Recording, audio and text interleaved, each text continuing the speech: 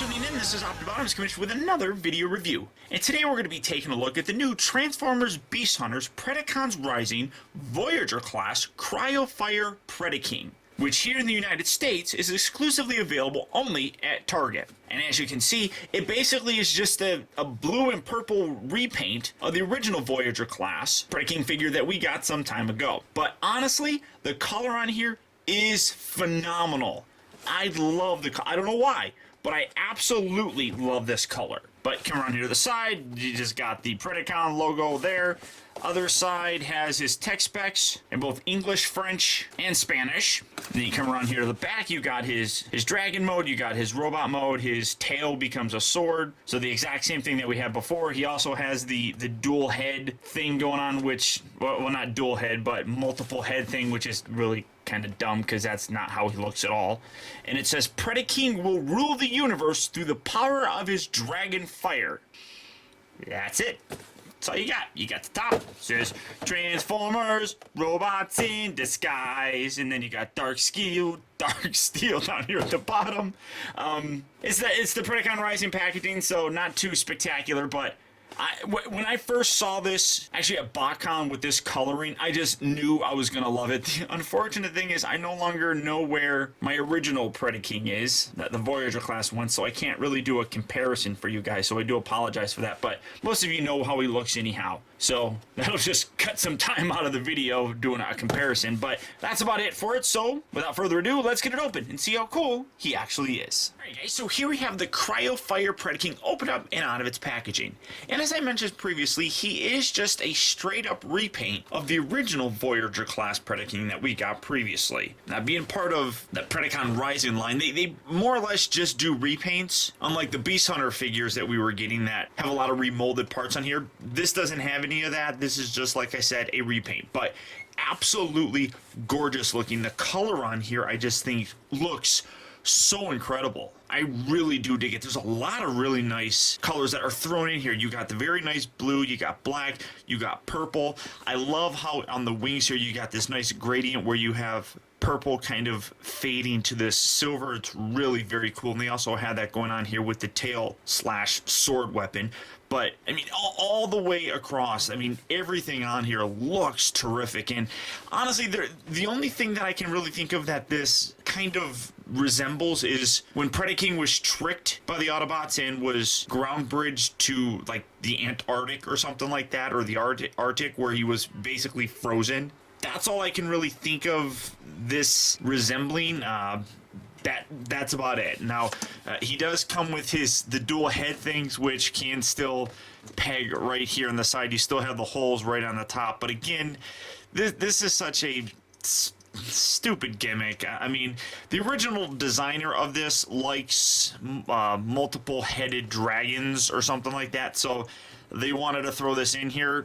I really think that did this figure a disservice, to be totally honest, just because it's not how it looked at all. And this was the first Predaking figure that we got. Now, I like the fact that you can remove them, but I really think that they could have utilized these pieces and this plastic to make this just a little bit bigger of a figure just in general, and made him a little bit more accurate looking. As it is, I mean, he is a very accurate looking representation of the character. I mean, obviously the colors aren't accurate, but in terms of his dragon mode, I really like the way that this looks more than that large size. I don't even remember what class that was. The huge one. That still does look great. This just has a little bit more going for it, especially here with articulation in the neck. You got a much nicer range of motion with it, and then it also rotates from side to side, whereas the other one is constantly looking up. I mean, there's things that you could do to make that look better, but just overall, I think that this is a better, nicer looking representation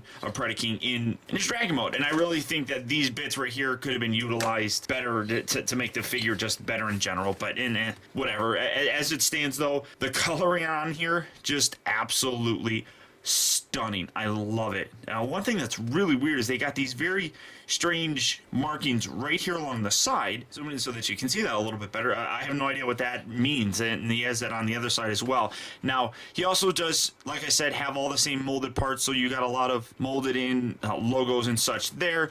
and you see a lot of it here on the wings as well. As a really nice Predaking or Predacon logo right there. You got those like hieroglyphics molded into them. All of it is the exact same in terms of molding. Like I said, it's just a different color, and the color just really grabs and makes this thing just pop. Now, I did actually go ahead and find my other Predaking. So for comparison, here he is, and here is that original Voyager, except I couldn't find his tail, so that's not that big of a deal. But you can see the difference here. I mean, obviously this is a much more accurate kind of coloring, whereas this one is not. But when you look at it, it just really looks so much better with this blue and purple coloring than on this orange one.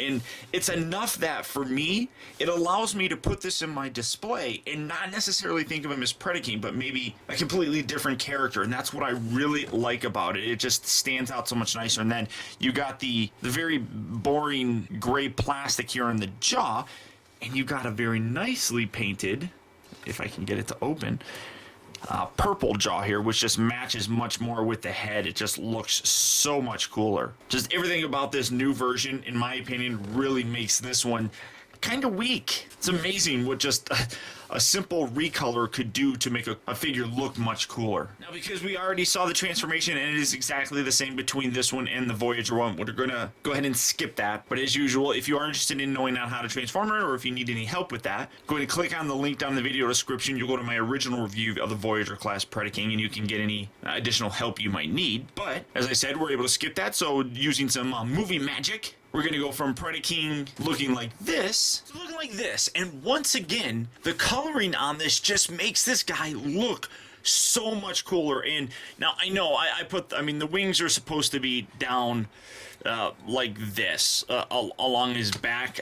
I don't like that. I think he looks super cool and even more menacing looking when his wings are over his shoulders like that. I just think it looks much nicer. And then you can see his sword kind of weapon. Now, just getting right to the comparison, here you have the Cryofire guy, and here's the original. And like I said, the figures are exactly the same, with the exception of the different color. But really, which one looks cooler? I mean, seriously, guys, this thing looks absolutely stunning in this color scheme. Now, this one, yes, does have a more accurate paint scheme with it. There's nothing wrong with that. Just in terms of a very cool look, this guy absolutely has that. Now, one thing that does kind of suck is these feel like they're a little bit looser than they were on the previous release. So you can kind of see it's a little bit more wobbly, I guess. So that does make him a little bit harder to kind of stand, because you see he kind of wants to flop. It's more floppy, and that's really unfortunate. But he still has the same articulation that the previous one did. You got the head up here that does rotate. The head crest here still is a very soft rubber. He does look up and down, which the other one really didn't. It's weird. The like rubber or something is like really stuck into place. He doesn't look up and down. So this new one here, well, at least I have some up and down motion in there, which is really very nice. And then you got the left and right. Like I said, this is rubber.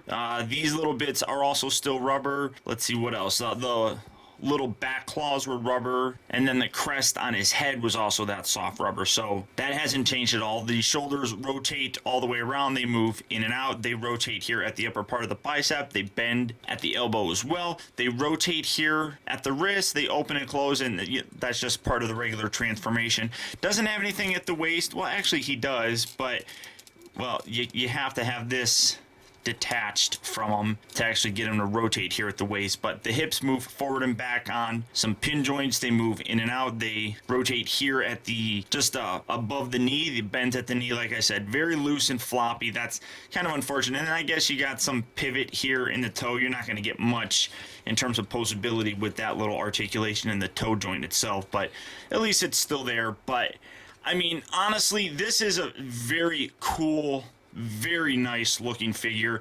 I do wish that these leg joints were a little bit tighter. It would just about make this figure perfect in my opinion. Then if you really wanted to, again, like I said, you got the sword that pegs in here, you got these additional little fire breathing missile things that can peg onto the outside here. Get this around, you can peg those in there, and you can have that, and you can have him do that little weird angle motion. You can also push this button here Or wait, what the how the heck do I shoot this thing?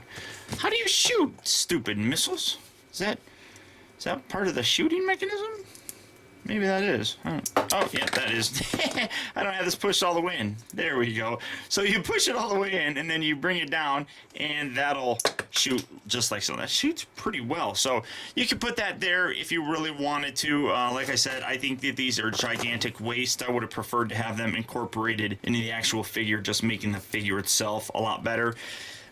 But beyond that, that really is about it. There isn't too many problems, I don't think. I think it's a great looking figure. The color on here just is absolutely stunning and gorgeous. And like I said, the way that I actually position these, and because he looks a little bit different than the large scale Predaking figure that we got, for me with this coloring, I can easily put him in my display as a different character of sorts, and I really do like that.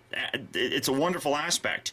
Now, you can probably tighten this up with some pledge with future shine. That would probably actually be a good way to fix that. So the only real problem that I have is a small quality control issue, but beyond that, everything else on this figure is absolutely wonderful. And that being said, I highly, in case you couldn't tell, highly recommend picking this guy up. As part of the Predacons Rising wave, he is available only at Target stores here in the United States. Throughout the world, I'm sure he's available in other stores. I'm not sure which stores they are, but just keep your eyes open because he is out and he is available now. And if you're interested in taking a look at Big Bad Toy Store for all their other Beast Hunter figures, go ahead and click on the link down in the video description. You'll go there and you can see what else they have to offer to add to an already impressive toy line. But beyond that, guys, that's about it. So once again, I want to thank you for tuning in. This has been Optibotimus. Keep in touch with me. Find out recent purchases as well as all upcoming video reviews all at facebook.com/teambotimus and follow me over on Twitter at twitter.com/Optibotimus. And until next time, I'll talk to you later.